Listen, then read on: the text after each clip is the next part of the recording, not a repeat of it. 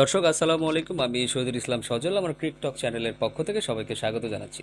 যে যেখান থেকেই আমার এই ভিডিওটা দেখতেছেন সবাইকে আন্তরিক শুভেচ্ছা এবং অভিনন্দন।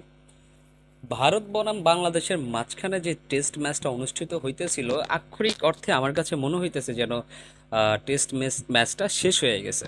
টেস্ট ম্যাচটা শেষ হয়ে গেছে এই কারণেই বলতেছি যে ভারত সত্যিকার অর্থে টেস্ট ম্যাচটা আমার কাছে মনে হয়েছে যেন গতকালকে শেষ হয়ে গেছে, যখন বাংলাদেশ তাদের প্রথম ইনিংসে ভারতের ৩৭৬ রানের জবাবে ১৪৯ রান অল আউট হয়ে গেছে।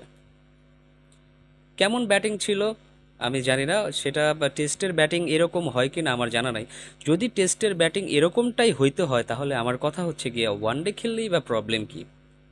ওয়ানডে স্টাইলেও যদি কোনো টিম এসে ব্যাটিং করে, সেটা যত শক্তিশালী টিমই হোক না কেন, ওয়ানডে স্টাইলে ব্যাটিং করলে আমার কাছে মনে হয় যেন সেই রানটা টপকানো সম্ভব।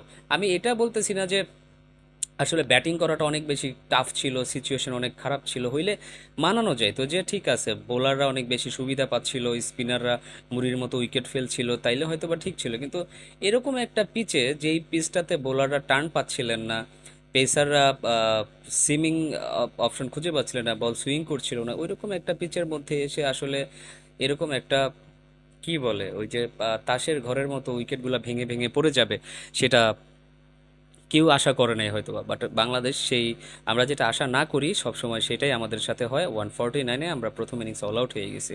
তো দ্বিতীয় ইনিংসে ভারত ব্যাটিংয়ে নেমে, চাইলে ভারত ফলো অনে ব্যাটিং করাইতে পারতো বাংলাদেশকে, বাট মেবি রোহিত শর্মা আপনার তাদের বোলারদের কথা চিন্তা করে এই টেম্পারেচারে তাদের বোলারদেরকে কিছুটা স্বস্তি দেওয়ার জন্য হয়তো বা তারা আবার ব্যাটিং করার সিদ্ধান্তটা নিয়েছেন। তো ব্যাটিং করার পরে যেটা হবার সেটাই হয়েছে। যদিও দ্রুতই উইকেট পড়ে গেছিল, প্রথম তিনটা উইকেট বেশ দ্রুত পড়ে গেছিল, বাট পরবর্তীতে শুভমান গিল এবং ঋষভ পান্ট যেভাবে ব্যাটিং করে ব্যাক টু ব্যাক দুইজনই সেঞ্চুরি তুলে নিলেন, বেশ ভালো স্ট্রাইক রেটে ব্যাটিং করে, সেই কারণে এখন বর্তমানে যে স্কোরটা টার্গেটটা দাঁড়াইছে বাংলাদেশের সামনে, সেটা হচ্ছে ৫১৫ রানটা করতে হবে বাংলাদেশকে জয়লাভ করার জন্য। আমি ভাই এখন যেটা বলতে চাচ্ছি সেটা হচ্ছে ৫১৫ রান হয়তো বা আমাদের পক্ষে করা সম্ভব হবে না, বাট ক্রিকেটে আদৌ অসম্ভব বলতে কোনো কিছু নাই। আদৌ অসম্ভব বলতে কোনো কিছু নাই। অনেক টিম এর আগে দেখা গেছে যে আমরা কিন্তু ওয়েস্ট ইন্ডিজের সাথে ৪৫০ রানের আগায় থেকেও আমরা কিন্তু ম্যাচ হারছি। ওয়েস্ট ইন্ডিজ ৪৫০ রানের মতো করে আমাদের এগেনস্টে টেস্ট জিতেছে। সেই টেস্টটাতে আপনার কাইল মায়ার্স ডাবল 100 করছিলেন একাই দ্বিতীয় ইনিংসে ব্যাট করতে নেমে। আমার এখনও মনে আছে যে আজকে থেকে আরও ৬-৭ বছর আগের কথা হোপফুলি।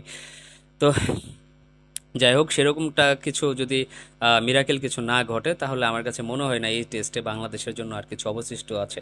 তবে একটা জিনিস অবশিষ্ট আছে, সেটা হচ্ছে গিয়ে নিজেদের সম্মানের জন্য লড়া, মানের জন্য লড়া, হারারও একটা সিস্টেম থাকে। ভারত যেমন ৫১৫ রানের টার্গেট দিছে, সেইখানে যদি আমরা সবাই মিলে ৩৫০-৪০০ রান করতে পারি, একটা সম্মানজনক একটা হার হিসাবে যেটা বিবেচনা হবে। কারণ ভারতের এগেনস্টে ১০০-১১৫ রানে হেরে যাওয়াটা আমার কাছে মনে হয় সবাই একটা কম্পিটিটিভ ক্রিকেট হিসাবেই ধরে নেবে এবার। কিন্তু এসেই যদি আমরা আবার আগের মতোই কলাপস করে বসি, পজিটিভ ইন্টেনশন নিয়ে না নামি, আগেই যদি আমরা নামের কাছে ভয় পেয়ে যাই, বুমরা, সিরাজ, আহ, আশ্বিন, রবীন্দ্র জাদেজা, এদের যদি নামের সাথেই আমরা ভয় পেয়ে যাই তাহলে আসলে আমরা প্রপার ক্রিকেটটা খেলতে পারবো না।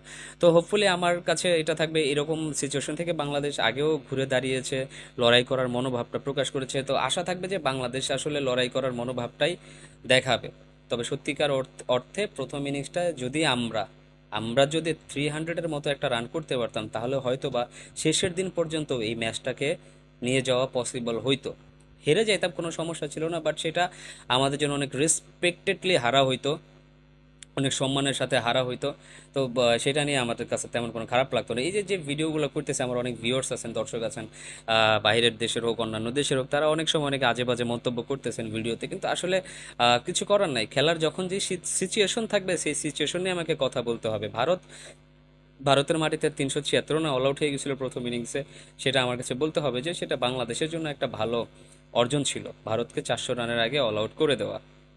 কিন্তু সত্যিকার অর্থে যে মোমেন্টামটা আমরা বোলিং সাইড থেকে পেয়েছি, সেই সাপোর্টটা যদি প্রথম ইনিংসে আমরা ব্যাটিং সাইড থেকে পেতাম তাহলে হয়তো বা এই টেস্টটা জমে উঠতে পারতো। তারপরও শেষ পর্যন্ত আসলে ওই যে কথায় আছে না, আহ, মরে যাবে তারপরও বাঙালি হার ছাড়বে না, হাল ছাড়বে না, একটা কথা আছে। তো সেই আশাতেই বসে থাকি যে একটা সম্মানজনক হারই হোক, জয়টার কথা না হয় নাই বললাম, একটা সম্মানজনক হারও যদি অ্যাটলিস্ট এই টেস্ট থেকে বাংলাদেশ বের করে নিয়ে আসতে পারে, আমি বলবো যে আসলে সেটাই বাংলাদেশের অর্জন। আফটার অল বাংলাদেশ বর্তমানে টেস্টের সেরা দলটার সাথেই খেলতেছে। দর্শক, আপনাদের কি মনে হয় আহ, বাংলাদেশ এই টেস্টে কি করতে পারবে? কত স্কোর তারা সেকেন্ড ইনিংসে দাঁড় করাতে পারবে? 515 রান চেস করে কি কখনো জেতা সম্ভব কিনা, বা জিততে হলে কি কি পন্থা অবলম্বন করতে হবে, সেটা যদি সবাই আমাকে জানান, অবশ্যই কৃতার্থ হব।